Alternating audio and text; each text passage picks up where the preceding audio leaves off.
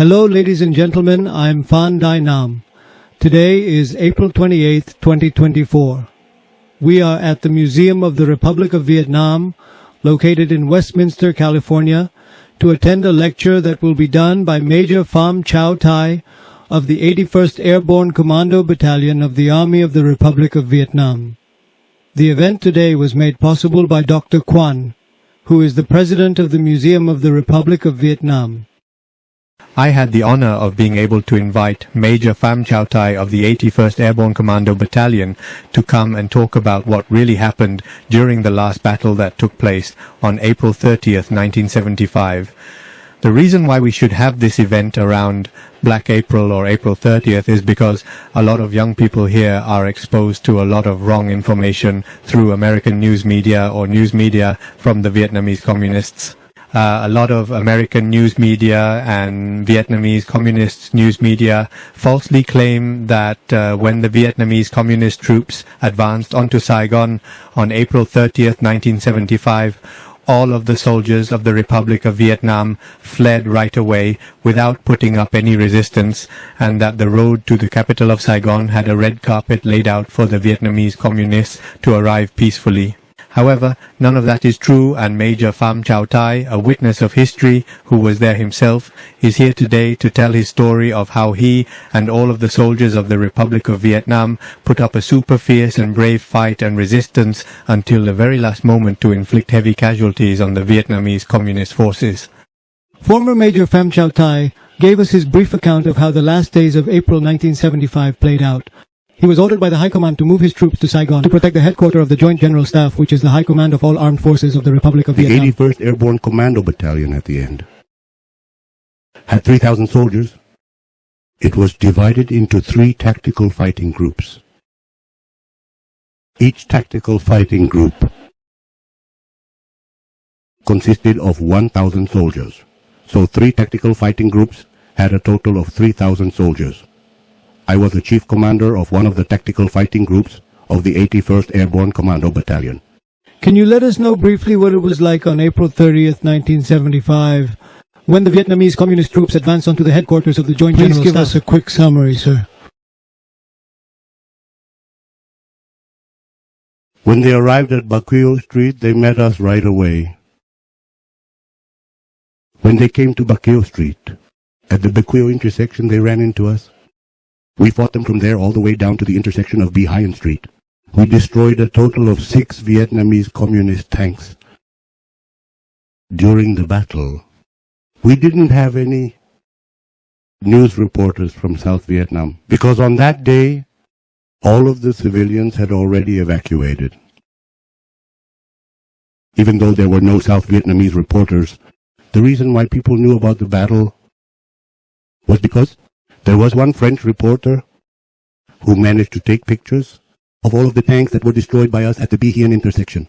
The French reporter later published these pictures on a French newspaper to challenge the Vietnamese communists' claim that there was no resistance in Saigon.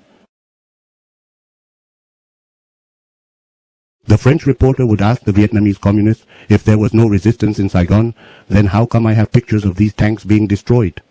On April 30th, 1975, when President Duong Van Minh told everyone to surrender, had the Vietnamese communist troops already infiltrated the headquarters of the Joint General Staff, and did you encounter any Vietnamese communist forces?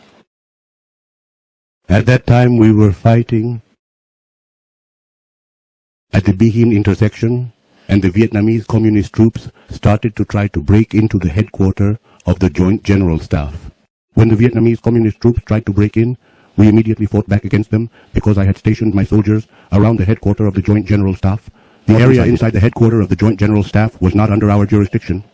Our area of jurisdiction was only outside, around the headquarters of the Joint General Staff. Even though I only had 1,000 soldiers under my command, they were all well-trained and highly experienced. They were also all volunteers and not draftees. And so we fought back against the enemy fiercely, destroyed 6 even though they had tanks. At that time, the 3rd Department of the Joint General Staff told us to stop fighting. Wherever our soldiers were, 2 or 3 times, I ordered my soldiers to stop their fire, but the enemy kept on trying to breach the headquarters. As such, I got confused and went inside the headquarters to try to figure out what was going on. I wanted to ask, do we fight or not fight? We stopped firing a couple of times, but the enemy kept on advancing. As such, I wanted to ask for a final and clear command from the Joint General Staff. Do you understand? However, when I went inside, no one was there. When President Duong Van Minh told everyone to surrender, were the Vietnamese communist troops able to get inside the headquarters yet? No. None of them were able to get inside the headquarters at that moment because we had fought back and stopped all of their advances. Years later, the Vietnamese communists themselves reported that they lost 9 tanks. Not 6 from what I saw. So, sir, at that time, if you did not follow President Duong Van Minh's order to surrender, what do you think would have happened? At that time, President Duong Van Minh spoke to me. Over the phone, I asked him, if you order us to surrender, will you be willing to accept full responsibility for what the enemy will do to more than 1,000 soldiers of the 81st Airborne Commando Battalion?